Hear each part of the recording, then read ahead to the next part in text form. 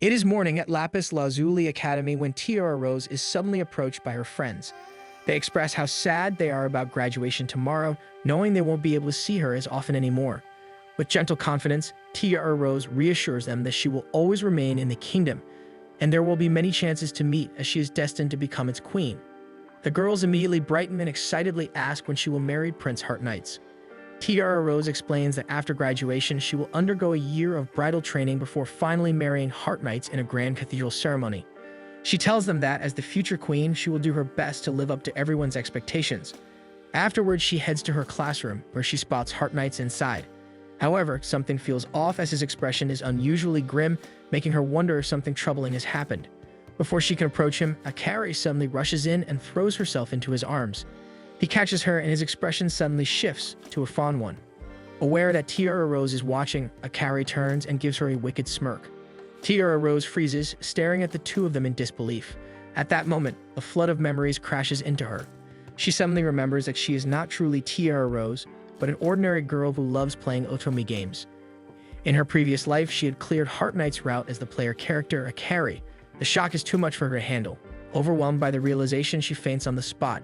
In her thoughts, she realizes that she is the villainess instead of the heroine. When she finally awakens, she finds herself lying in a clinic bed with Heart Knights seated beside her. He stiffly informs her that he has already arranged a carriage to take her home. Tiara Rose looks at him in surprise. She remembers that in the game, Heart Knights is the main love interest Akari must win over to achieve the best ending. However, his next words quickly shatter that illusion. Heart Knights coldly remarks that it is unusual for her to suddenly faint and asks if it was merely a ploy to get his attention due to her jealousy toward Akari. His detached tone makes Tiara Rose realize that the real Heart Knights is nothing like the kind and devoted character she remembered from the game. He then adds that although he is technically her fiancé, he will not be able to escort her to the graduation party. Tiara Rose stiffly accepts his apology, but once he leaves, her face turns pale. She knows how humiliating it will be to attend the party alone with her status. More importantly, she knows exactly what will happen next because she has already played this game countless times. Her mind drifts back to the story's premise, where Akari enrolled in the academy thanks to her rare and powerful magic known as the Holy Prayer. Eventually, Akari gains Heart Knight's attention, and once you start winning him over in the game, he begins showering Akari with affection. Tiara Rose recalls how their romance develops through a series of cutscenes, all leading to a happy ending with a grand cathedral wedding. As the carriage carries her back to her manor, Tiara Rose feels sick at the thought of having been reborn as the villainess. She knows that her character treated Akari harshly throughout the story, and that by the time of the graduation ball, she is meant to be condemned for her bullying. In the game, Akari wins while Tiara Rose is dragged away and her engagement to Heart Knights is publicly broken. She doesn't feel she has done anything especially cruel since becoming Tiara Rose, so she quietly hopes that things will not end as harshly as they did in the game. Still, she knows there is no happy ending waiting for her, and that she will never be chosen by anyone due to her reputation as a villainess. When she arrives at the manor, she is greeted by one of the maids, Fellini. As she steps inside, she is surprised to find her parents eagerly waiting for her return. They happily explain that they wanted to give her new accessories for her upcoming wedding and enjoy some sweets together before she begins her bridal training, which will start after the party. Her father, Schnaz, admits that he wants to enjoy more sweets with her because he will miss her dearly, but says he truly wants Tiara Rose to be happy with Heart Knights. Tiara Rose smiles at her parents, cherishing their kindness. From a young age, she had always known she would one day wear the crown, so she had trained her entire life for that role. Schnaz had been especially strict with her upbringing, determined to raise her into a capable and dignified lady. As a result, Tiara Rose herself became strict as well, often scolding Heart Knights whenever she felt he behaved inappropriately. Though it may have seemed harsh, she did it out of love, wanting him to become a better man worthy of the crown. Unfortunately, he never saw it that way, and instead came to view her as cruel. For a moment, she considers skipping the graduation party, but immediately scolds herself, since it would be disgraceful for someone of her status not to attend. So she decides to accept her fate for the sake of her parents. Elsewhere, Aquastide activates his magic, wishing for a different future for Tiara Rose. On the day of the graduation party, Tiara Rose's friends complain about Akari's behavior. They think she's being disrespectful for constantly staying by Heart Knight's side despite Tiara Rose's presence. They assure Tiara Rose that they will always remain by her side, and she thanks them for their loyalty. Once they leave her alone in the room, Tiara Rose begins to tremble. Fellini approaches her and suggests calling Schnaz to escort her, but Tiara Rose insists that she will be fine on her own. She doesn't want to trouble her father over this event, even though she understands Fellini's concern. Schnoz would surely be surprised if he saw her enter the party without an escort. Still worried, Fellini tries to cheer her up by wheeling a table full of sweets for her to enjoy. Tiara Rose's eyes light up at the sight. She takes a biscuit and immediately feels better. Remembering how she loved sweets and baking in her past life, she is thankful that her hobbies had carried over into her life as Tiara Rose. She smiles at the spread as Fellini admits that she simply wanted to make her smile before the party began.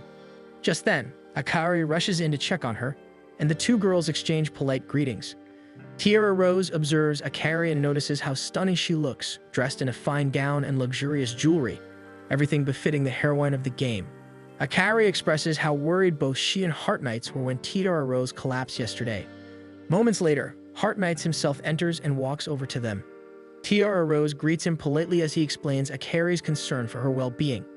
He asks whether Tiara Rose still plans to attend the party. She confirms that she will, since she is feeling better, though she still has some preparations to finish. Understanding that she needs privacy, Heart Knights and Akari leave the room to head to the party as Tiara Rose prepares herself. A short while later, Tiara Rose stands before the grand doors leading to the party hall. She knows that once she steps inside, the condemnation event will finally begin. The guards open the doors and announce her arrival.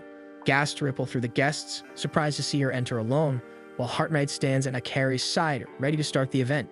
Tiara Rose looks at the couple standing before her as Heart Knights begins his announcement, declaring that he's breaking off his engagement with her. Shaw's gasps and steps forward to protest, but stops when Tiara Rose quietly signals him to stay back. Forcing herself to remain composed, Tiara Rose asks Heart Knights for his reason, stating that she does not deserve to be humiliated in such a public manner. He scoffs at her ignorance, stating that she should know the reason herself. She meets his gaze and says that if he had intended to take another consort, he should have followed proper procedure instead of disgracing her before everyone. Heart Knights defends himself, accusing Tiara Rose of treating Akari cruelly after learning that she came from the countryside. Standing her ground, Tiara Rose replies that she was only strict with Akari because she was unfamiliar with the kingdom's laws and customs. She simply did her duty and thought she taught her their ways. Heart Knights counters that Tiara Rose did more than simply teach her. He accuses her of forcing Akari to kneel when greeting him and of stopping her from dancing with him at previous parties. Keeping her voice steady, Tiara Rose explains that it is customary for a prince to be bowed to. As for the dancing, she had intervened because Akari danced with him more than twice in a single night, a privilege reserved only for the crown prince's fiancé, which was supposed to be her. She coldly remarks that Heart Knights should know the rules of their own kingdom. Her words only anger him further, and he continues to hurl accusations at her. Tiara Rose realizes that no matter how reasonable she is destined to lose this confrontation. So instead of continuing to argue, she calmly states that she will allow the engagement to be broken, since Heart Knight's heart clearly belongs to Akari. Maintaining his authoritative demeanor, Heart Knights announces that his engagement with Tiara Rose is effectively broken, and that he is now engaged to Akari, who will be the new future queen. Tiara Rose tries to steady herself, telling herself that even if her heart is broken, she still has her family and friends. That fragile comfort shatters when Heart Knights declares that Tiara Rose will be banished from the kingdom for having harmed the future queen. Tiara Rose freezes. This punishment is far worse than what happened in the game. If she is banished, she will never see her family or friends again. She was prepared to lose, but she did not expect this kind of ending for herself. As despair threatens to swallow her whole, Aquasteed suddenly steps forward, telling Heart Knights that he has gone too far. Aquasteed confidently approaches her and asks if Tiara Rose is all right. She looks at him in surprise, but recognizes him at once as the crown prince of the kingdom of Marin Forest and the main love interest of the game's sequel. She remembers seeing his character design and instantly falling in love with him. Sadly, she never got the chance to play that game, as she had died before it was released. Aquasteed fixes her with a firm yet gentle gaze and tells her to stand tall, because she is the one in the right in this situation. Heart Knights protests that Tiara Rose must be punished, which only angers Aquasteed further. He declares that everything Heart Knights has said and done is far harsher than anything Tiara Rose has ever done.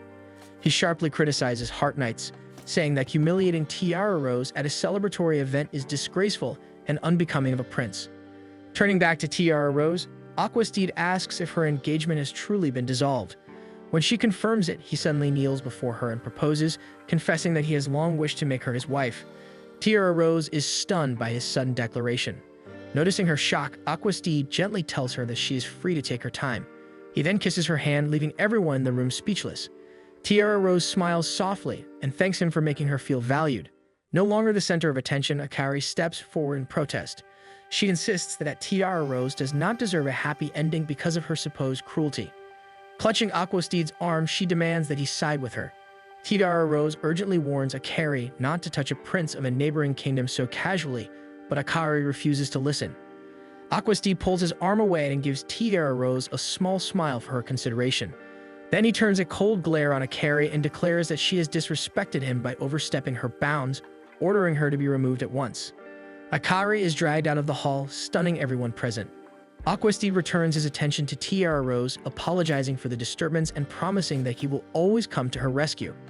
Tiara Rose gazes at him in disbelief. With Aquasteed's involvement, the story has already changed, and now she has no idea what the future will hold. During the carriage ride back to her home, Tiara Rose couldn't help but reflect on everything that had just happened. Only moments ago, her engagement had been broken off, and she was supposed to receive the game's bad ending.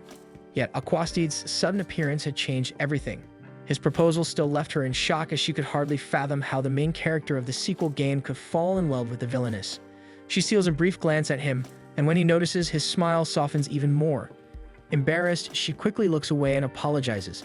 Tiara Rose admits that she is still surprised Aquasteed would ask her to be his consort when there are so many noble ladies vying for his attention. Her words seem to brighten him. He gently asks if he may allow himself to hope. She then remembers that this is not actually the first time they have met. In fact, they had been classmates the year before, though they never had many opportunities to speak. Aquasteed looks thoughtful as he confesses that she had always intrigued him. He recalls watching her from afar whenever she read outside, often accompanied by Fellini, secretly enjoying sweets while absorbed in a novel. He found it endearing how her expressions would change with every page. He even admits that whenever he saw her cry, he felt an overwhelming urge to hold her. Tiara Rose hides her face in embarrassment. Aquasteed gently asks her not to hide from him and apologizes if his actions seemed like spying. He explains that he simply couldn't help himself as his feelings for her slowly deepened. However, knowing she was Heart Knight's fiancé, he never tried to take her away. Instead, he left the country to continue his studies, hoping distance would help him forget her. When he returned for the graduation ball, Heart Knight's announcement shocked him. Realizing the opportunity before him, Aquasteed decided he could no longer remain silent. Tiara Rose thanks him sincerely. In that painful moment, she had felt utterly alone, and his intervention gave her reassurance and strength. Aquasteed admits that even he was surprised by the severity of the punishment announced. Gently gathering a strand of her hair, he presses a soft kiss to it and tells her that if she had truly been banished, he would have taken her away with him without hesitation. Blushing, she admits that it is still hard to believe how deeply he seems to care for her. Aquasteed smiles and assures her that he is serious, then leans in and gently kisses her forehead. When he pulls away, he says he wishes their carriage ride could have lasted longer. He helps her down from the carriage and before leaving, asks her out on a date. Tiara Rose happily agrees, and Aquasteed promises to pick her up in 3 days. Inside the manor, Tiara Rose finds Schnoz fuming over Heart Knights, angry at the humiliation he caused and the disrespect he showed her. Her parents then ask how she plans to respond to Aquasteed's proposal. With her engagement to Heart Knights now broken, marrying Aquasteed is a real possibility, especially since he formally proposed. Tiara Rose lowers her gaze and says that Aquasteed is far too good for her, quietly telling herself that a villainess does not deserve such a happy ending. The next day, Heart Knights attempts to visit Akari, but the guard initially refuses him entry. He insists that he only wishes to confirm something with her, as the events of the previous night left him unsettled. Eventually allowed inside, he is greeted by an overjoyed Akari. She stands to welcome him and complains about how bored she has been since she is no longer permitted to leave. Heart Knights is unsettled by how little she seems to have reflected on what happened. Akari expresses her shock over Aquasteed's sudden proposal and voicing her concern that Aquasteed may be deceiving Tiara Rose. Heart Knights asks whether Tiara Rose had truly done anything wrong. Akari feigns innocence, claiming she was bullied by Tiara Rose, but endured it because Heart Knights was always by her side. When she reaches out to hug him, Heart Knights immediately pushes her away. Confused, Akari assumes Tiara Rose must have said something to him, but he replies that he has not seen her since the party. Akari wonders why Tiara Rose is still part of the story. In her mind, Tiara Rose's role should have ended after the graduation ball. Akari decides to change her approach and asks Heart Knights to cut her punishment short. When she brings up Aquasteed, Heart Knights grows suspicious. Akari insists that she only wishes to save him, arguing that Aquasteed knows nothing about Tiara Rose's true nature. Before Heartmites can respond, a guard returns to inform him that his visitation time is over. Heartmites leaves the room without a word as Akari desperately begs him to stay. Once outside, doubt settles in his chest. For the first time, he wonders if he has made a mistake that can never be undone. Elsewhere, Tiara Rose lies alone in her room, pondering what her future may hold. She knows little about the sequel game, and that uncertainty frightens her. She worries that the true heroine might eventually appear and that, following the original plot, Aquasteed could be swayed by her charm. A soft tap from a stone against her window pulls her from her thoughts. When she looks outside, she is surprised to find Aquasteed standing below, smiling up at her and remarking on how beautiful the moon is tonight. In one smooth motion, he jumps on her balcony and asks if she knows about the Fairy Star Festival, explaining that he wishes to attend it with her. Tiara Rose remembers the Fairy Star Festival as an in-game event where the player attends with the character they are closest to. She tells Aquasteed that the festival is not usually held at this time of year. Undeterred, Aquasteed activates his magic, calling upon the fairies. Noticing her shiver, Aquasteed drapes his coat over her shoulders, insisting he is fine despite her concern. As they take in the cool night air and glowing lights, Aquasteed is suddenly overcome with happiness. He leans closer to her and admits that spending time with her brings him so much joy that it almost feels frightening. Tiara Rose blushes deeply, but her thoughts are interrupted when Aquasteed gently tells her to look up. With no clouds hindering their view, they see a breathtaking sky filled with countless stars, and even a few shooting across the heavens. Entranced by the magical sight, Tiara Rose thanks him. Aquasteed gently gathers a strand of her hair in his fingers and smiles, telling her that he is glad she enjoyed the evening. As Tiara Rose meets his gaze, she feels herself slowly falling in love with him. The following day, Alexander and Heartmites share a meal together. Alexander reveals that he is aware Heartmites disobeyed his orders and visited Akari, and he asks whether the visit yielded anything of value. Heartmites answers stiffly, admitting that he realized he had believed Akari too easily and should have listened to Tiara Rose instead. Alexander tells him that Tiara Rose had expressed the same sentiment. He explains that he went to see her to apologize for Heartmites' injustice, but she insisted she did not blame Heartmites at all. She even admitted that she should have communicated with him more openly. Heartmites is filled with regret as memories of his time with Tiara Rose resurface. He recalls how often she scolded him while they were growing up. Alexander gently reasons that Tiara Rose did so because she genuinely cared for the kingdom and for him, the person who would eventually wear the crown. Heartmites finally admits that he understands this now, realizing too late that Tiara Rose had always been loyal to him and that he repaid that loyalty by trampling over it. Alexander reminds him that no matter how deeply he regrets his actions, the engagement to Tiara Rose has already been dissolved. Meanwhile, Tiara Rose asks Fellini for advice on which dress she should wear for her date with Aquasteed. Fellini smiles warmly, noting how happy and excited Tiara Rose looks for her first date. That observation makes Tiara Rose realize that this truly is her first date. She sits before the mirror as Fellini fixes her hair with an ornate coral hairpiece. Fellini explains that it comes from Aquasteed's homeland and suggests that wearing it might please him. It isn't long before Aquasteed's carriage arrives.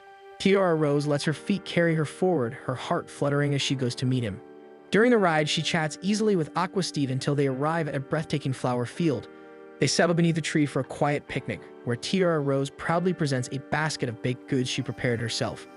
Aquasteed gratefully accepts one of the sweets and, after tasting it, admits that it is delicious. His praise makes Tiara Rose beam. She tells him how much she loves eating and baking sweets, explaining that the sweets she brought are her favorites, especially when paired with tea, cocoa, and various other drinks. She even confesses that once, while reading a novel, she accidentally ate an entire basket by herself. The incident had caused her to get scolded by her maid. Aquasteed chuckles at her story, finding her quirks utterly endearing. Listening to her talk feels so natural that he thinks he would do so forever. He reaches for another sweet, and after eating it, he picks one more and gently offers it to Tiara Rose. Though nervous, she allows him to feed her. He then slips an arm around her waist and asks if he may call her Tiara as a nickname. When she gives her permission, his face lights up, and he insists that she call him Aqua in return. And she is even more startled when Aquasteed pulls her into a hug. As he shares how happy he is, Tiara Rose becomes flustered by her racing heart, but she slowly calms when she hears Aquasteed's own heartbeat also drumming madly. She pulls back and hides her face in her hands. Aquasteed laughs softly and apologizes, teasing that she looked as though she had been waiting for a kiss. He quickly adds that he wants to take things slowly before going any further. To ease the moment, he asks if she would feed him a cookie. She agrees, carefully choosing one he hasn't tried yet. After tasting it, he remarks that her sweets have a gentle, comforting flavor. causing her to turn away to hide her blush. His gaze then falls on her hair ornament because of their position, and he asks aloud if wearing it means he has a chance with her. Tiara Rose turns back and gives him a warm, sincere smile. Taking that as his answer, Aquastide leans against her. Though Tiara Rose still worries about the uncertainty of her future, she allows herself to savor this small moment of happiness. When she returns home, she tells her father that she wishes to accept Aquastide's proposal. Though Shanaz admits it pains him to see her go, he agrees, saying her happiness matters more than anything else. Before long, Tiara Rose finds herself at Aquastide's castle, where she meets his attendant, Elliot. As Elliot escorts her to Aquastide, they chat about their respective countries, particularly the accessories each kingdom is known for. Suddenly, Heart Knights appears, freezing in shock when he sees her. Realizing she is there to visit Aquastide, he lowers his gaze. He bows deeply and apologizes for his actions at the graduation party. Fixing him with a stern look, she reminds him that royalty should not bow so easily. Heart Knights smiles faintly, remarking that Tiara Rose has always been the one to keep him in check. He thanks her for everything. Seeing the gentleness in his expression, Tiara Rose feels relieved. She realizes that Heart Knights truly understands now, and that at his core he is not a bad person. As he steps closer, about to reach for her, she is suddenly pulled into Aquastide's embrace. Aquastide fixes Heart Knights with a sharp glare and calmly asks what he intends to do with Tiara Rose. Before Aquastide ever took an interest in Tiara Rose, he had transferred to Lapis Lazuli Academy to complete his studies. Prior to that, he spent years traveling the world to broaden his knowledge. As he walked through the academy halls, he quickly became the center of attention for many of the female students. He even entertained them slightly by smiling their way. Elliot was quick to point out his popularity one day. Catching up to him, Elliot remarked that it had only been a few days since his arrival, yet Aquastide had already gained a sizable fan club that seemed to be growing in size each day. Aquastide chose to ignore the attention and instead asked Elliot about the book he had requested. Elliot confirmed that there were several copies available in the library, and the two of them headed there together. Along the way, Elliot casually asked if Aquastide had found a suitable bride, mentioning that Aquastide had already received numerous invitations, all of which he had declined. Aquastide simply replied that his current priority was gaining as much knowledge as possible. Once inside the library, Aquastide caught sight of Tiara Rose through the window outside. For some reason he couldn't explain, watching her smile to herself made his heart race. He recognized her because that was not actually the first time he had noticed her. He remembered meeting her at the welcoming party held in his honor. It was there that he had also met Heart Knights, who introduced Tiara Rose as his fiancé. Even then, Aquastide had noticed how strikingly beautiful Tiara Rose was, as well as how diligently she had refined her etiquette and manners. She already carried herself as someone fit to stand beside a future ruler. Since that day, he began noticing her more often in the halls, always composed and mindful of her duties, lending a hand to fellow students. He found comfort in knowing there was someone else as dedicated as he was, working toward the same goal of one day being worthy of the crown. What truly captured his attention, however, were the small, unguarded moments. Whenever she was served sweets or when a scene in one of her novels moved her, her expressions would change in the most genuine and endearing ways. Before he realized it, Aquastide found himself watching her every day from his seat in the library. Elliot eventually noticed. Seeing how Aquastide's gaze always followed Tiara Rose, he realized that Aquastide's frequent visits to the library were no longer for reading, but to quietly watch Tiara Rose from afar. He hinted at his observation to Aquastide, who merely agreed with him. Suddenly, rain began to fall and Tiara Rose and Fellini prepared to leave. Aquastide shocked Elliot that day by using magic to ensure Tiara Rose's spot remained dry so she could continue enjoying her picnic. Elliot made sure to question his use of magic, and Aquastide reasoned that it was to make sure Tiara Rose's book wouldn't get wet. However, he knew the real reason was that he had fallen in love with her. His magic had caused her to smile that day because she had seen a beautiful rainbow, something he had long wanted to do for her. The following days were spent resisting the urge to reach out and hold her. He was in love with her, but because she was Heart Knight's fiancé, he resisted for her sake. Elliot had suggested talking with Tiara Rose, but Aquastide refused, believing it would be unbecoming of him to flirt with another man's fiancé. After that, he settled on praying for her happiness. When he walked into their classroom one day, he was shocked to see Heart Knights hugging a carry right in front of Tiara Rose. Watching Tiara Rose faint that day had been terrifying. He was the first to react immediately. He gathered her in his arms and asked the others to ready the infirmary. He sat by her infirmary bed, wondering what had caused such a strong negative reaction, since Tiara Rose barely showed any weakness. He considered whether it was a Carrie's presence and her sudden closeness to Heart Knights. If that were the case, he mulled over the possibility of Heart Knights leaving Tiara Rose for a carry, since there was a rumor suggesting it might happen. He decided that if that were to happen, he would be the one to come to her rescue. However, just before he could firm his resolve, Heart Knights entered the infirmary and thanked him for watching over Tiara Rose while he was away. Heart Knights took his seat by her bedside, making Aquasteed realize that it was Heart Knight's duty to stay by her side, not his. He left them alone and looked down at his hands. That had been the first time he had ever held the girl he loved. He realized that tomorrow would mark the end of his time at the academy as they were set to graduate. However, during the graduation ball, he witnessed Heart Knights not only ridicule Tiara Rose, but also call off his engagement with her. Fury welled up inside him, and he almost let his magic run wild that evening. He quickly calmed himself, and after paying his respects to the king, he stepped between Tiara Rose and Heart Knights, commanding him to stop. He had finally made up his mind to take action and to take what he wanted instead of gazing at Tiara Rose from afar. He proposed to her then and there. After the party, he wrote to his father and had Elliot send the message through magic. The letter transformed into a bird meant to deliver his message as quickly and safely as possible. The letter informed his father that he would be bringing Tiara Rose to his kingdom as his fiancé. Elliot admitted that he had been worried about Aquasteed, but seeing that he had finally taken a fiancé, he felt he could rest at ease, even if the proposal was rushed and dramatic. Eventually, Tiara Rose agreed to his proposal. At present, Elliot informs him that Tiara Rose has arrived to visit him. The fact that she had come all this way to see him fills him with excitement, though Elliot reminds him that he still has a mountain of paperwork to finish before he can meet her. Once he finishes with his paperwork, he hurries through the halls in search of her, only to see Heart Knights speaking to her in a familiar manner. He observes them for a bit, slightly put off that Heart Knights can speak to her as if nothing had happened. As Heart Knights reaches out to touch her, Aquasteed pulls Tiara Rose close to himself, demanding to know what Heart Knights intends to do with her and firmly reminding him that Tiara Rose is now his fiancée.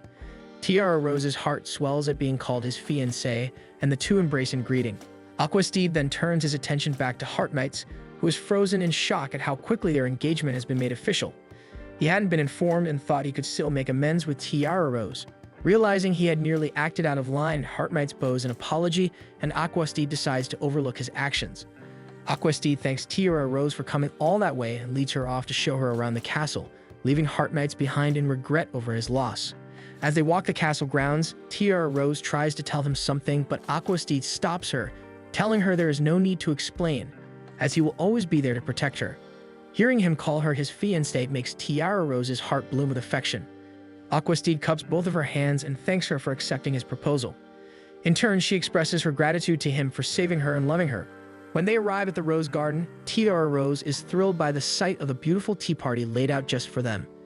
She begins to feel as though she is dreaming, being able to enjoy such a perfect day with Aquasteed. It is then that she recalls how strawberries are a specialty of the Marin Forest Kingdom.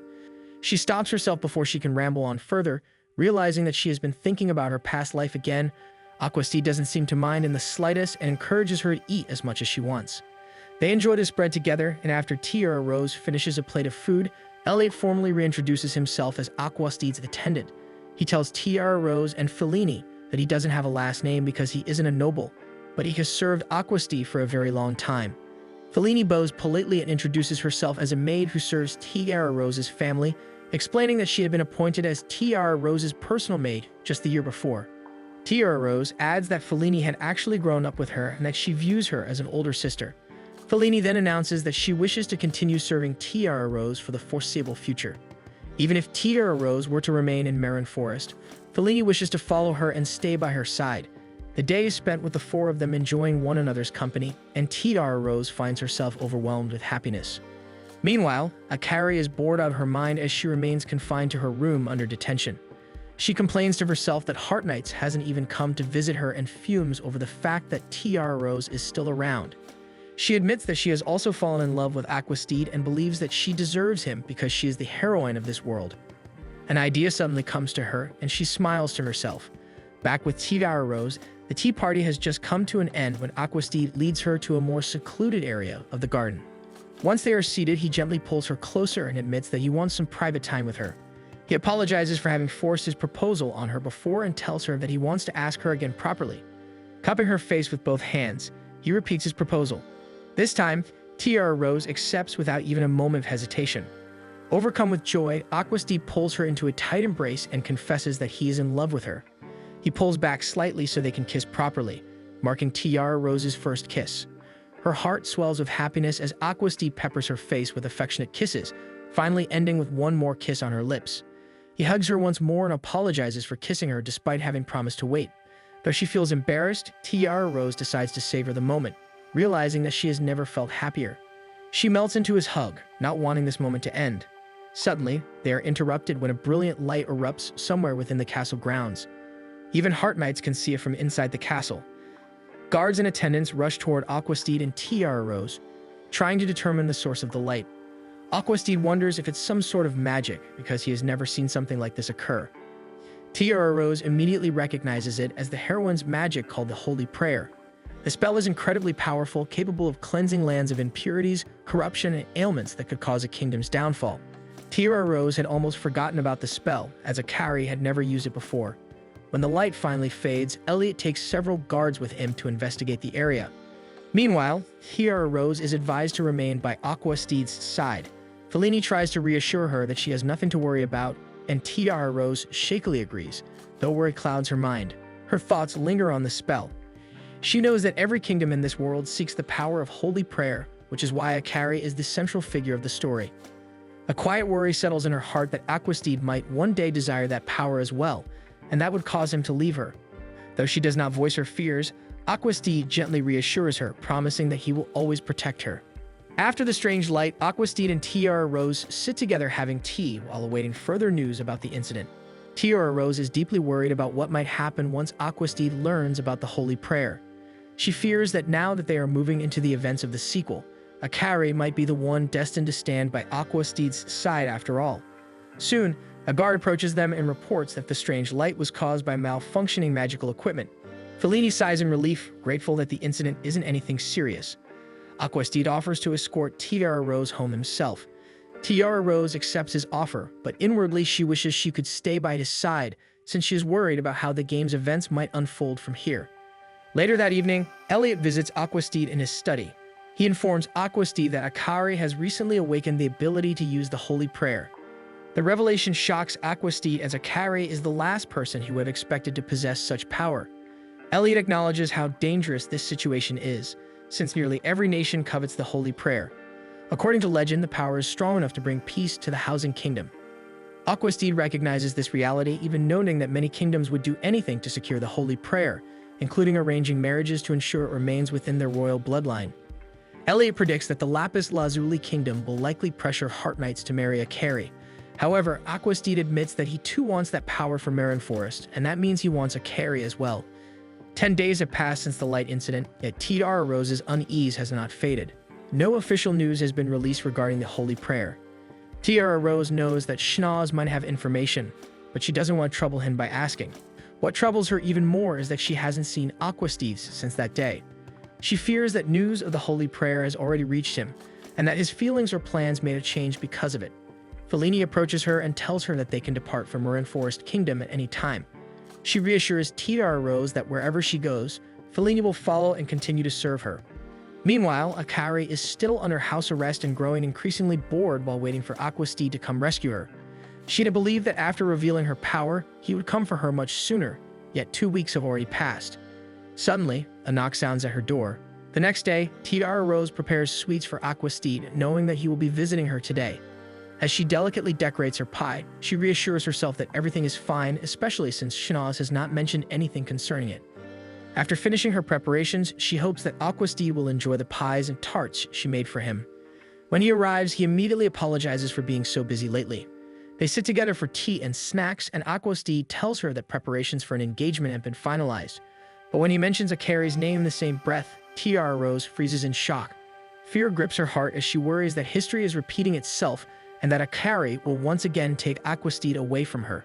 Aquastea then reveals that Akari is now formally engaged to Heart Knights. Tiara Rose suddenly bursts into tears as she admits that she had been terrified Aquastea was going to marry Akari instead. Aquastea looks genuinely surprised, then gently reassures her that Tiara Rose is the only woman he wishes to take as his wife. Seeing her tears, he leans in to kiss them away before capturing her lips in a tender kiss. When he pulls back, he tells her that his intention is to bring her back with him to Marin Forest. To seal his promise, he kisses her deeply once more, and for a moment, all of Tiara Rose's worries fade. Later that night, as Tiara Rose sleeps, a sudden brilliant light fills her room. She wakes up, startled by its intensity, and sees Akari materialize before her. Akari asks calmly whether Tiara Rose used to be a player of the game. Tiara Rose is stunned, realizing that Akari also knows this world is based on a game. In that moment, she understands that Akari must be another reincarnated player. Akari explains that she had suspected Tiara Rose was a player because she was the only one who behaved differently from the original story. She then blames Tiara Rose for the disastrous ending. Tiara Rose tries to feign ignorance, pretending she doesn't understand what Akari means, but Akari easily sees through her. Akari continues, admitting that her original plan had simply been to secure her happy ending with Heart Knights. However, when Aquastede, her favorite character from the sequel, suddenly appeared, she changed her mind and decided she wanted to marry him instead. She then accuses Tiara Rose of knowing nothing about the sequel or its adorable heroine. Realizing she has been exposed, Tiara Rose finally admits that she was reincarnated. She explains that she remembers clearing the first game, but nothing beyond that. Akari realizes that Tiara Rose must have died before the sequel was released. Akari begins speaking in a rush as she describes the sequel as the greatest thing she has ever experienced. She then explains that the heroine of the sequel is Isilla, the daughter of a duke, and recounts how Isilla's love story with Aquastede began. After a moment, Akari reminds Tiara Rose that she possesses the Holy Prayer. Confident, Akari declares that Aquastede must want her because of that power. She then coldly asks Tiara Rose to break off her engagement with him. Tiara Rose refuses immediately. Akari's expression twists in irritation. She insists that she deserves Aquastede more because she played the game countless times. Tiara Rose firmly counters that Aquastede is not just a game character here. Akari merely gives a wicked grin. She raises her hand and releases a small burst of magic. A thin cut appears on Tiara Rose's cheek. With a chilling tone, Akari remarks that she just imagined a scenario where Tiara Rose is injured and forced to call off her engagement. Tiara Rose instinctively backs away in fear. Akari tells her to calm down, claiming she only intends to put her to sleep until she secures her happy ending. Akari unleashes a powerful thunder spell, but before it can strike, a bright protective barrier surrounds her, deflecting the attack. Then familiar arms wrap around Tiara Rose from behind. Aquastede holds her tightly, relief clear in his voice as he admits he is grateful he arrived in time. Akari stares at him in disbelief as Aquastede glances at the cut on Tiara Rose's cheek, his expression darkening with guilt. He apologizes for failing to protect her sooner. Suddenly, Shanaz bursts into the room demanding to know what is happening. Aquastede turns his gaze on Akari and demands an explanation. Desperate, Akari tries to twist the situation in her favor. She claims she is being forced to marry Heart Knights because of her holy prayer and insists she does not want this fate. She begs Aquastede to save her by taking her to Marin Forest. Shanaz grows furious, accusing Akari of bringing nothing but pain to Tiara Rose. Akari, however, presses on, insisting that Aquastede should take her instead because her power would bring prosperity to his kingdom. Tiara Rose clings to Aquastede, her heart aching with uncertainty. Aquastede acknowledges that the holy prayer could indeed benefit Marin Forest, but he firmly declares that his kingdom can prosper without Akari's power. Gently, he lifts Tiara Rose into his arms. In a clear, unwavering voice, he states that Tiara Rose is the only woman he wants as his wife. Akari collapses to her knees, unable to accept that she has lost. Moments later, guards arrive and bind her in magical restraints before leading her away. Even after confirming that Tiara Rose is physically safe, Aquastede continues to carry her, telling her that after everything she endured, she is allowed to rely on him more. Tiara Rose buries her face against his chest, snuggling closer and softly thanking him for saving her. The next day, Akari is relocated to a remote manor. Her new room is sealed with powerful magic that restricts her abilities, allowing only minor spells, nowhere near enough for her to escape. For a moment, she wishes this were a game where a prince would come to save her. But as she reflects, she bitterly realizes that this is a game, yet nothing is going her way. Suddenly, she hears a knock, and Heart Knights enters. She rises from her seat and approaches him with a cheerful smile, urging him to stay and have tea with her. Although he's clearly hesitant, he eventually agrees and sits across from her. Heart Knight speaks first, informing her that the two of them will be getting married. Akari immediately agrees without hesitation. This catches Heart Knights off guard. He had assumed Akari also harbored romantic feelings for Aquastede. In truth, Akari does love both of them. If she could, she would keep them both. But aloud, she simply repeats that Heart Knights is the one she loves. Her words visibly ease his heart. They finish their tea together, and he leaves soon after, leaving Akari to her thoughts. Meanwhile, Tiara Rose is preparing to depart for Marin Forest. Standing before her parents, she and Aquastide formally bid them goodbye, promising to keep each other happy. When attendants announce that the carriage is ready, Tiara Rose lingers just a little longer. She reassures her parents that she will return briefly after completing her bridal training. Then she embraces her mother, cherishing the last moments she will have with them before beginning her new life. Shanaz formally requests that Fellini continue serving Tiara Rose, a role Fellini gladly accepts without hesitation. Taking Aquastide's hand, Tiara Rose steps into the carriage beside him. As the vehicle begins to move, she hesitantly asks whether fairies truly exist in his kingdom. Aquastide smiles confidently and assures her that they do, and that the fairies will surely bless her. Tiara Rose is happy, but lowers her gaze and steels herself. Deciding she wants to try being just a little more demanding with him, she leans closer. But her nerves betray her before she can act further. Aquastide only finds this endearing. But before their moment can deepen, a shimmering magical letter suddenly materializes in front of them. Aquastide notices it is a letter from Akari, so he decides to take it first. Akari has written that she is giving up on pursuing Aquastide and has resolved to find happiness with Heartmites instead. He hands the letter to Tiara Rose, deeming it safe for her. Tiara Rose notices that at the bottom there are Japanese characters. They warn that the sequel's heroine will appear and Akari will be furious if Tiara Rose loses to her. She asks Aquastide if she may keep the letter, explaining that she wants to reread it whenever she feels uncertain or discouraged. With quiet determination, she thinks to herself that she will not lose, especially not to a girl she hasn't even met yet. High above, two unknown figures watch the carriage from the sky, silently observing its journey toward Marin Forest. During their journey toward Marine Forest, Tiara Rose grows unusually quiet. Noticing this, Aquastide gently asks if something is troubling her. To ease his concern, she admits that she will likely miss her home during her bridal training, but the thought that he will be by her side makes her feel at peace. Aquastide smiles at her sincerely. Taking her hand, he promises that he will give her anything she desires, though he teases that he might not be willing to let her return home if she ever asks. Before long, they reach the border between kingdoms. On the lapis lazuli side, the boundary is adorned with elegant roses. On the Marine Forest side, shimmering bubbles drift through the air. Tiara Rose gazes around in awe before Aquastide directs her attention toward the coastline beside them. When she finally looks upon the vast ocean for the first time, her breath catches. The endless blue horizon fills her with excitement for the life she is about to begin. Deciding to take advantage of the moment, they stop by the beach so Tiara Rose can get a better look at the sea. As Tiara Rose steps closer to the water, several sea fairies suddenly leap from the waves, greeting Aquastide and Elliot with lively voices. Both men greet them warmly in return, clearly familiar with their playful nature. Tiara Rose watches the exchange with longing. She quietly voices that she wishes to be friends with fairies as well. Hearing this, Fellini gently encourages her to approach them. Gathering her courage, Tiara Rose steps forward and offers a polite greeting, but to her surprise, the sea fairies respond coldly and dismissively. Seeing her crestfallen expression, Aquastide and Fellini quickly reassure her that sea fairies are notoriously fickle and difficult to impress at first. Yet in the next moment, the fairies notice Fellini and their attitude changes instantly. They swarm around her in delight, stating that they like her. Fellini tries to insist that Tiara Rose is the one deserving of their warmth.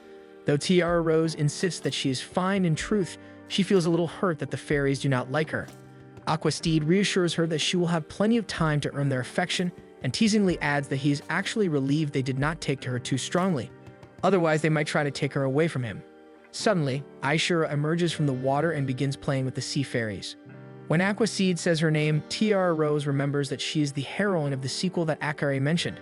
Aishura and Aquastide exchange pleasantries, seemingly already familiar with each other. Aquastide then introduces Tiara Rose as his fiancé. Tiara Rose greets her politely, and Aquastide explains that Aishura comes from the ducal family that oversees the ocean. He adds that she often assists him with his duties.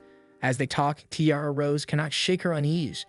She wonders if she will once again become the villainess in the sequel, especially since her very presence has already altered the story. Feeling overwhelmed, she excuses herself, saying she is a bit tired and heads toward the carriage. However, instead of getting in, she stops beneath a nearby tree in the woods. She tries to calm herself so she can return with a brighter expression, but her worries continue to cloud her thoughts. Then she hears gentle voices and forest fairies appear before her. Unlike the sea fairies, they immediately take a liking to her and even offer her their blessings. Elliot, who had been watching from a distance, approaches in surprise and remarks that this is extraordinary, since forest fairies are famously the most distrustful of humans. When Tiara Rose notices him, Elliot admits that he followed her to stand guard in case something were to happen. She tells him that she is fine now and only wanted to stretch her legs after the long carriage ride. The forest fairies gather around her again, insisting that she eat a blessed flower to lift her spirits. They force it into her mouth, and to her surprise, the flower is sweet. She smiles, and the fairies rejoice at seeing her happy. She and Elliot return to the shore, and Aquasteed lightly scolds her for wandering off, asking her to bring him along next time so he won't worry. Fellini urges Tiara Rose to eat a snack, but she declines, deciding to continue the journey instead. She resolves that rather than fearing the heroine, she should focus on all the people who support her. When they arrive at the castle, they rest in the holding room.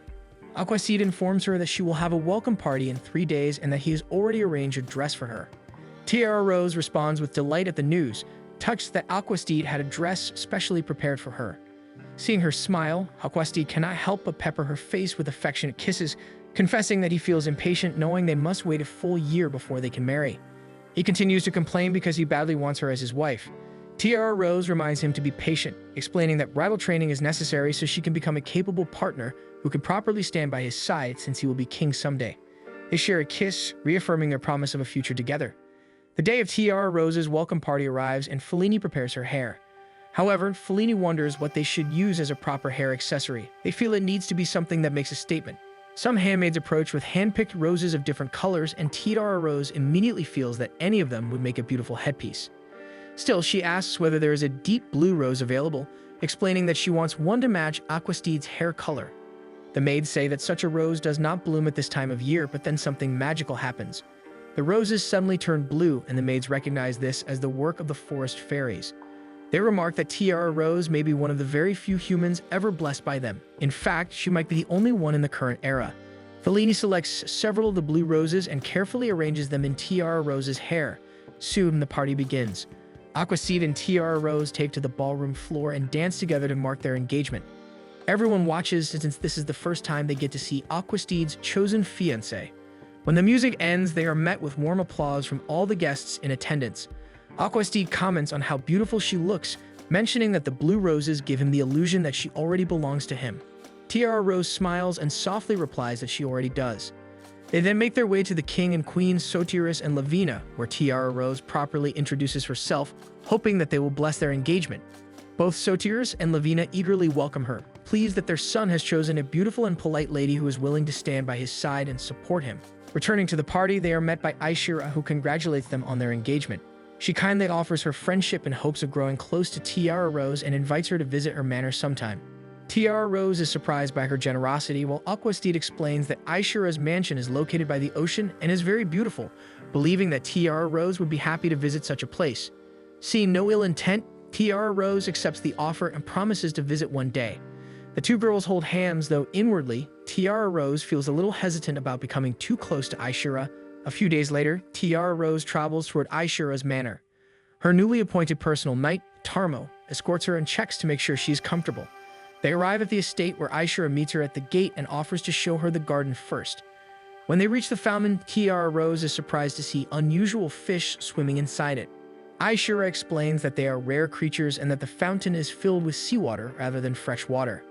As Aishira continues to explain, Tiara Rose cannot help but feel that she truly embodies the role of the sequel's heroine, since her background is clearly rich. They then move toward the shore for tea, and Tiara Rose is captivated by the sight of the ocean. Aishira invites her to step into the water, explaining that her magic allows people to breathe underwater and prevents their clothes from getting soaked. Tiara Rose is amazed by the extent of her power, a clear reminder of just how blessed the heroine of the sequel truly is. She begins to worry if she even stands a chance against Aishira, since she herself has no magic. Aishira then speaks about how she learned that Aquasteed and Tiara Rose had met at school, which makes her happy because it means the two of them will be marrying out of love rather than a forced engagement. This puzzles Tiara Rose because she had assumed that Aishira might also be in love with Aquasteed. To test the waters, she tries to inquire about Aishira's romantic endeavors, but Aishira tells her that she has entrusted her engagement to her father since she feels satisfied as long as she can remain with the sea. Tiara Rose presses further by asking if Aishira has ever been in love. Aishira calmly denies it, stating that she never has. Tiara Rose briefly wonders if Aishira could be lying, but she seems sincere and honest in her demeanor. So when Aishira invites her into the ocean, Tiara Rose eagerly agrees. Aishira casts a blessing over them, surrounding them in a shimmering bubble that amazes Tiara Rose. They then descend beneath the waves, and Tiara Rose is again astonished to see that the fish do not flee from them. Aishura explains that she is in the ocean every day, that the fish already consider her a friend, and that they are eager to make Tiara Rose a friend as well. Watching Aishura move through the water, Tiara Rose cannot help but feel as though she is beside a sea goddess. She then notices the coral around them, and the two begin talking about how Marine Forest crafts beautiful accessories from it. As Tiara Rose marvels at the underwater world, Aishura announces that she will return to the surface first to prepare more tea. She insists that Tiara Rose stay behind and enjoy the ocean a little longer. Tiara Rose decides to follow her advice and finds herself grateful for the chance to spend the day beneath the sea. When she finally swims back up, she looks toward the shore and sees Aquasteed and Aishura speaking together. Then Aquasteed leans in, looking as if he might kiss her. Before anything happens, Tiara Rose dives back down, her chest tightening as she thinks this must be the pull of the game, since she is the character trying to fight the events. However, she does not want to lose Aquasteed, even if it goes against the game's story. Resolving to be braver with her feelings, she rises to the surface again. Aquasteed spots her and tells her that he came to pick her up, but he is surprised when Tiara Rose suddenly grabs his hand and asks him not to leave her alone again. Finding her unexpected possessiveness endearing, Aquasteed pulls her into a firm embrace, calling her adorable, while Aishura watches with a blushing face. On another day, Tarmo shows Tiara Rose around the castle. As they walk, they catch sight of Aquasteed and Aishura speaking together in the garden. To ease her worries, Tarmo assures her that they are merely discussing official matters as usual. Tiara Rose remains a little suspicious, since they are talking on the terrace instead of in the office, but when she notices the papers tucked into Aishura's arms, she relaxes as it truly seems like official business. Tarmo then brings her to the garden, where the forest fairies immediately gather around her once they notice her. She offers them cookies, delighted as they happily nibble on her baking. The fairies then lead her toward a large glowing rose, which transforms into a door when she approaches. They tell her that the Forest Fairy King lies just beyond it. Following them inside, Tiara Rose finds herself standing in a beautiful forest castle, suddenly facing Keith, the Forest Fairy King. Upon realizing she is standing before Keith, Tiara Rose bows respectfully, and the two exchange polite greetings. Keith studies her quietly for a moment before telling her that her soul is unusual. He explains that it feels unstable yet carries a sweet fragrance. Taking steps toward her makes Tiara Rose increasingly nervous. She awkwardly suggests that the sweetness might be from the sweets she brought with her. Keith tells her to address him by his name rather than his title, which makes Tiara Rose privately think he is somewhat egotistical. He picks up one of the cookies and tastes it, quickly noticing that it contains traces of Tiara Rose's magic. When he tells her it is delicious, she is about to thank him but accidentally calls him King, prompting him to correct her. Keith explains that among fairies, they prefer to call one another by name. Tiara Rose comments that she envies that way of living and wishes she could live as freely as a fairy. This causes Keith to suspect that something is weighing on her heart. She admits that humans are bound by many responsibilities and expectations, unlike fairies who seem to live without such restraints. Sensing her unease, Keith gently places a hand on her head and tells her that whenever she feels burdened, she may come to him. Meanwhile, back in the human realm, Isilla and Aquasteed are finishing their meeting. The two exchange polite words, thanking each other for their continued cooperation. Elliot remarks on how unusual it is for Isilla to visit the castle so frequently, and even more surprising that many of her visits now concern Aquasteed's personal matters. It is revealed that Aquasteed had designed a hairpiece for Tiara Rose and sought Isilla's advice, hoping to commission her assistance in crafting it. Isilla lightly comments that she feels a little jealous of Tiara Rose for having someone so devoted to her. Before their conversation can continue, Tarmo enters with a serious expression. Back in the realm of the forest fairies, Keith grows curious about Aquasteed and asks Tiara Rose to describe him. She speaks of Aquasteed as a kind and steadfast man, deeply supported by his kingdom. As she talks, she suddenly realizes how much time has passed and hurriedly asks Keith where the exit portal is. Keith smirks and steps closer, pulling her gently toward him. And in the next instant, they are transported directly into Tiara Rose's room. Aquasteed bursts into her room in search of her.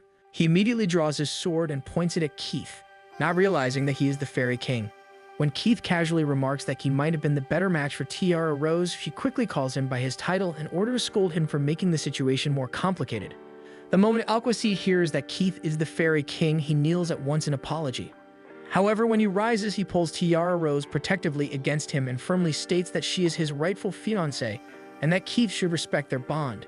Keith finds the display amusing and lightly teases that Tiara Rose has a very devoted fiancé. Before leaving, he takes her hand and places a light kiss upon it. telling her that she may call for him whenever life becomes difficult, then disappears. Aquasteed immediately lifts Tiara Rose into his arms and carries her toward the coach. He explains that Tarmo informed him that the forest fairies had taken her away. Tiara Rose attempts to apologize, but Aquasteed gently reassures her that he is not angry. However, he lightly bites her ear and admits that he is feeling a little frustrated and jealous, murmuring that she always addresses him by his title. Tiara Rose then realizes that she had called Keith by name without hesitation. She wonders if Aquasteed would prefer her to drop his title as well. Carefully, she tries saying his name. The moment he hears his own name fall from her lips, all of Aquasteed's frustration melts away. The next day, Tiara Rose completes her lessons and receives high praise from her instructor. When Aquasteed enters, the instructor eagerly informs him of how diligently Tiara Rose has been performing in her bridal training. Aquasteed praises her warmly before asking if she might spend some time with him. They move to the break room where Aquasteed tells her that he would like her to accompany him while he works later. At first, Tiara Rose hesitates, knowing that it is uncommon for a fiancé to observe official duties. However, Aquasteed reassures her that even as his future queen, she will not be heavily involved in state affairs. Still, he wants her to understand the responsibilities he carries. Aquasteed mentions that accompanying him may prove useful in the future, so Tiara Rose decides to follow his plan. Later that evening, Tiara Rose studies late into the night. Fellini brings her tea and gently voices her concern, noting that Tiara Rose has been studying non-stop. However, Tiara Rose reassures her that it is necessary if she wishes to become a queen worthy of standing beside Aquasteed. As she gazes into her teacup, she reflects on what she witnessed in the office earlier. Isilla had been there again. Only now does Tiara Rose realize how frequently Isilla visits the castle, although most of those visits are work-related. The next day, Tiara Rose decides to bake sweets for him. As if sensing her intentions, the forest fairies flutter in to visit her. They bring nuts, berries, and flowers from the forest, insisting that she use them in her baking. Tiara Rose gently places a petal into Fellini's mouth, surprising her with how light and sweet the flower tastes. She explains that the flowers gifted by the forest fairies are edible. Inspired, she bakes a cake and decorates it with the berries and blossoms they provided. Aquasteed immediately thanks her warmly and suggests they pause their discussion to enjoy the dessert she prepared. Slices are served to Aquasteed and Isilla. After taking a bite, both offer genuine compliments on its flavor. Even Elliot, seated at a separate table with Fellini, expresses his delight. Just then, another cake is wheeled into the room, this one lavishly garnished with rich cream and strawberries. Isilla explains that the cake is from her. Her family's chef has created a new recipe, and since Tiara Rose has been spending more time in the office, she wanted to offer it as a gift. She hadn't expected Tiara Rose to bring a cake as well. Tiara Rose quickly insists that it is perfectly fine and praises how beautiful Isilla's cake looks, saying that having two cakes is hardly a problem. Without hesitation, she takes a bite, delighting in the fluffy sweetness. Aquasteed watches her fondly, admitting that he could watch her like this forever. Elliot also comments on how rich the flavor of the second cake is and asks Aquasteed which one he prefers. Aquasteed takes a moment to consider his answer. Before he can respond, Heath suddenly appears, casually eating his own slice and remarks that Tiara Rose's cake is obviously better. Aquasteed is startled by his sudden presence and irritation sparks when he sees Keith pat Tiara Rose on the head. He firmly reminds Keith that he had already requested that he refrain from touching her. Keith merely hums in thought before disappearing once again. Later that evening, Aquasteed is eating another slice of the cake Tiara Rose baked. Elliot questions him, since Aquasteed normally does not care much for sweets. Aquasteed admits that he likes Tiara Rose's sweets, which prompts Elliot to lecture him that Aquasteed should have simply said that earlier. However, Aquasteed explains that he must also be mindful of Isilla's feelings. Elliot then recalls that the condition of the sea is closely tied to Isilla's mood. If her mood turns sour, the sea grows restless. But as long as she remains content, the ocean continues to bless the kingdom with its bounty. Aquasteed finishes his slice and asks for another. Meanwhile, Tiara Rose awakens from sleep, remembering a special promotional video that was released shortly before she died. It had teased a scene from the sequel game, showing Aquasteed drenched after falling into the ocean. She recalls thinking he looked handsome in that scene, but quickly scolds herself. That moment had belonged to Isilla in the game's storyline. She cannot allow those two to share such an event in reality. The very next day, Aquasteed informs her that he plans to inspect the ocean later with Isilla. Tiara Rose's mood instantly falters, though she attempts to mask her unease. Aquasteed notices immediately. He steps closer and gently presses a finger against her lips, telling her he will not stop until she speaks honestly. Unable to hold back any longer, she asks him not to go into the ocean with Isilla. To her surprise, he agrees without hesitation. He tells her he will have Elliot handle the inspection instead, since her feelings matter more to him. Relieved, she smiles at how deeply he values her and rises to hug him. A little later, they inform Isilla of the change in plans. Since Elliot is still with the Knights, they decide to pick him up before proceeding with the ocean inspection. Aquaseed invites Tiara Rose to accompany them, mentioning that he would like to show her the rose garden located nearby. When they enter the garden, both girls are instantly smitten by the roses in full bloom. Aquaseed tells them they are free to pick whichever roses they would like to keep. Isilla becomes excited when she spots pristine white roses blooming high on a tall bush. Wanting to pick some for Tiara Rose, she reaches up, but her footing slips and she begins to fall backward. Without hesitation, Aquaseed grabs her to keep her from falling into the fountain. In doing so, however, he loses his own balance and ends up in the water instead. As he sits soaked in the fountain while both girls stare at him in shock, Tiara Rose feels her heart drop. The image mirrors the promotional video from the sequel game, even if the setting is different. Overcome with anxiety, she turns and runs. By the time she reaches her room, tears have begun to fall. She tilts her face upward, hoping they will dry more quickly. Suddenly, a hand covers her eyes. Startled, she spins around to find Keith standing behind her. With a teasing smile, he asks if Aquaseed has made her cry. Tiara Rose quickly denies it, her voice sharper than usual. Keith knows she is lying. He pulls her gently into his arms and transports them to the fairy realm. There, he conjures a soft bed and pushes her down onto it, commenting that it is obvious she has been lacking sleep. The forest fairies flutter around her immediately, tucking a blanket over her. Tiara Rose protests weakly, insisting she can sleep in her own room. However, Keith lightly casts a spell and she drifts off almost instantly. Keith frowns slightly since the spell worked faster than he expected. He studies her sleeping form, reflecting on how strangely attached the forest fairies have grown to her. At the same time, he is well aware that the sea fairies behave the same way toward Isilla. He recalls an incident from centuries ago when Isilla had once fallen into deep distress. In response, the sea fairies turned the ocean red and caused the coral reefs to wither away. Meanwhile, the castle is placed on high alert as Tiara Rose cannot be found. Aquaseed and Elliot eventually make their way to the dungeon where an old royal library is kept. Aquaseed enters alone and scans ancient texts, hoping to find a way into the forest fairy realm. He discovers a mention that access may be tied to the queen's chamber, a detail that confuses him. Suddenly, Keith appears behind him. Aquaseed turns sharply, demanding to know why he abducted Tiara Rose. Keith offers him an easy smile, reminding him how spontaneous forest fairies can be. Then, with unsettling calm, he announces that he intends to keep Tiara Rose. Aquaseed lunges forward to seize him, but Keith vanishes, leaving him standing alone. After the encounter with Keith, Aquaseed and Elliot find themselves standing before a massive painting of a forest believed to serve as the entrance to the forest fairy domain. As Aquaseed begins activating the hidden portal, Elliot quietly observes him. He can clearly see how deeply worried Aquaseed is for Tiara Rose, and as his attendant, he resolves to support him. Once inside, they step onto a magical path stretching endlessly ahead. As Aquaseed presses forward, distracted by his growing concern, he accidentally steps on a vine. Instantly, sharp thorns lash out toward them. Aquaseed recognizes it as one of Keith's traps. Determined, he pushes ahead despite Elliot's visible concern over his recklessness. Another trap is triggered. This time, trees begin to block their path, and vines begin attacking them. Both Aquaseed and Elliot react immediately. Aquaseed raises his hand and summons a powerful wind spell, forcing the trees aside and clearing a passage. With the path open once more, he moves ahead without hesitation. Meanwhile, Tiara Rose slowly stirs awake. She blinks and smiles faintly upon seeing several forest fairies hovering in front of her. It takes her a moment to remember that she had been brought to the forest fairy realm against her will. She softly calls out for Keith, but the fairies inform her that he has stepped out for a while. Instead, they eagerly invite her to play with them. Tiara Rose politely declines, explaining that she wishes to return to the castle. However, the forest fairies persist and begin offering her various fruits in an attempt to convince her to stay. She graciously accepts a few pieces. When it becomes too much, she gently refuses the rest, thanking them warmly. Once she feels the mood is softened, she tries again. She asks if they know how she might return home, promising that she will play with them another time. The fairies lead her through a door that opens into a grand hall, and another door leads her to an immaculate kitchen. Tiara Rose stares at it in surprise since it does not seem like something fairies would need. The fairies proudly explain that Keith had prepared the kitchen especially for her, which makes her recall how much he seemed to enjoy the cake she baked the other day.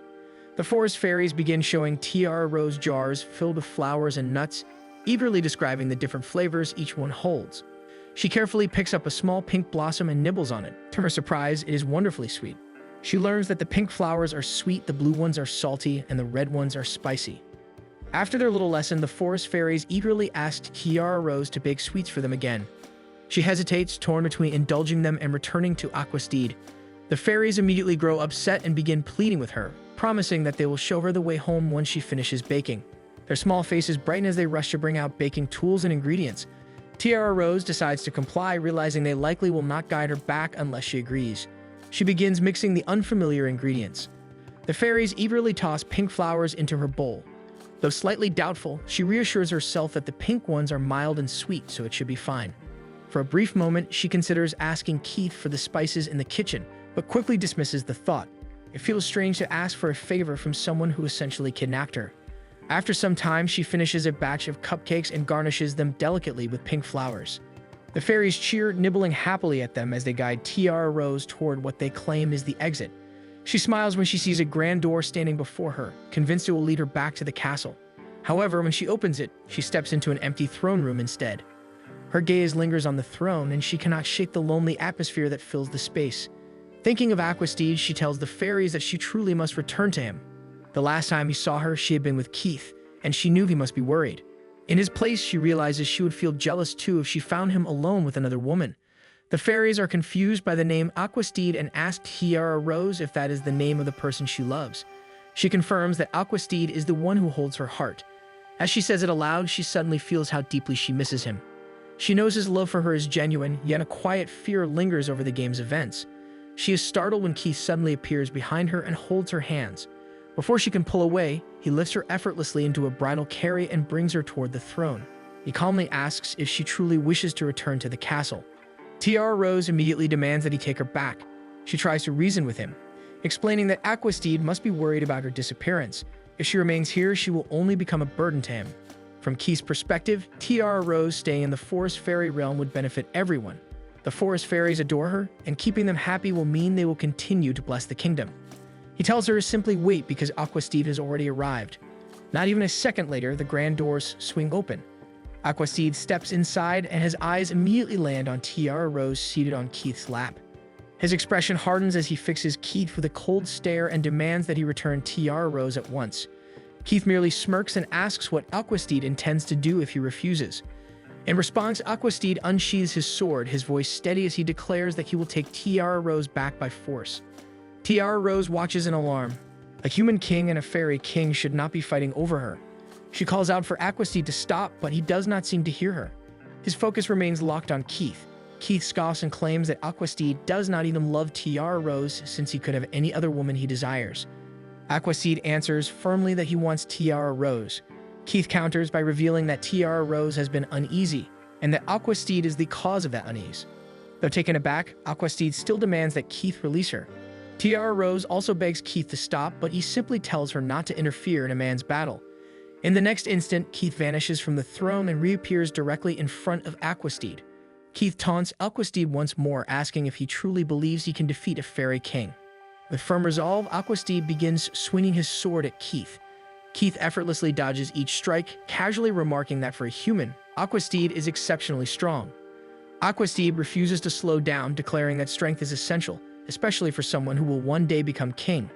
Keith finds himself recalling that past human kings were also skilled in martial arts. When Aquastide brings his blade down in a powerful arc, Keith blocks the strike with a wooden fan and pushes him back. Keith then announces that he will begin going on the offensive. He flicks his fan and releases a spell toward Aquastide. Though Aquastide narrowly dodges it, the magic slams into the wall behind him, breaking it and revealing the breathtaking sight beyond. Keith calmly confirms that he resides at the peak so he can overlook Marine Forest Kingdom. Tiara Rose senses that he is subtly telling them he is protecting the kingdom. Keith warns Aquastide to be careful not to fall, but Aquastide responds by enchanting his sword with water magic. Before attacking, Aquastide briefly glances at Tiara Rose to ensure she is far enough away to avoid being caught in the spell's force. Seeing that she is at a safe distance, he unleashes a series of water-infused strikes, though Keith continues to block them with ease. Switching tactics, Aquastide casts a wind spell to propel himself into the air and close the distance. Yet once again, Keith blocks the assault with his fan. Tiara Rose watches helplessly, wishing with all her heart that both men will emerge from this battle unharmed. Keith forces Aquastide back again. This time, Aquastide staggers, blood trickling from a gash on his forehead. As they prepare to cast another set of spells at each other, Tiara Rose decides she cannot stand by any longer and rushes forward to stop them.